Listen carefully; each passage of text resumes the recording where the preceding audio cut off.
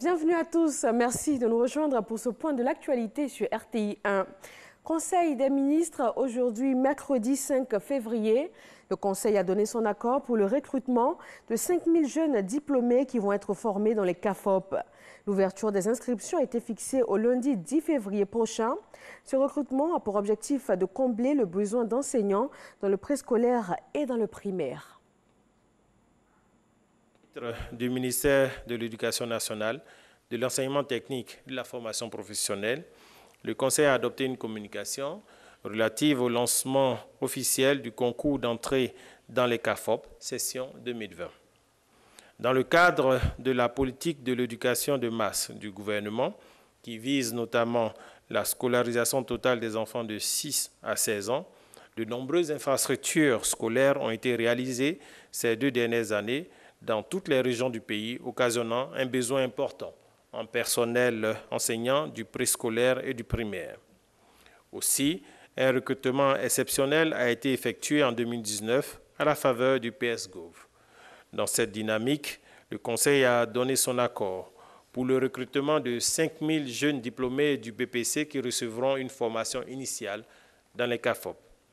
L'ouverture des inscriptions pour le concours d'entrée dans les CAFOP est fixé au lundi 10 février 2020 et le déroulement des épreuves est prévu pour le samedi 25 avril 2020. C'est la fin de la mission d'information et de contact de l'Assemblée parlementaire de la francophonie sur le sol béninois. La délégation conduite par Amadou Soumaoro est allée s'informer de la situation politique qui prévaut dans ce pays. Les différents acteurs ont rassuré l'APF de leur volonté à maintenir un climat de paix.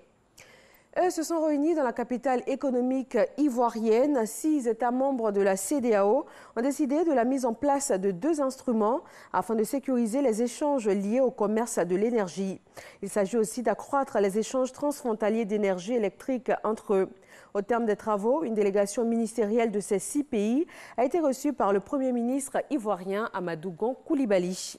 Au Burkina Faso, de nombreuses populations ont dû fuir leur région à cause des attaques récurrentes. Le haut-commissaire des Nations Unies pour les réfugiés leur a rendu visite dans les camps de déplacés internes. Face à l'ampleur de la situation, il en appelle à une aide humanitaire.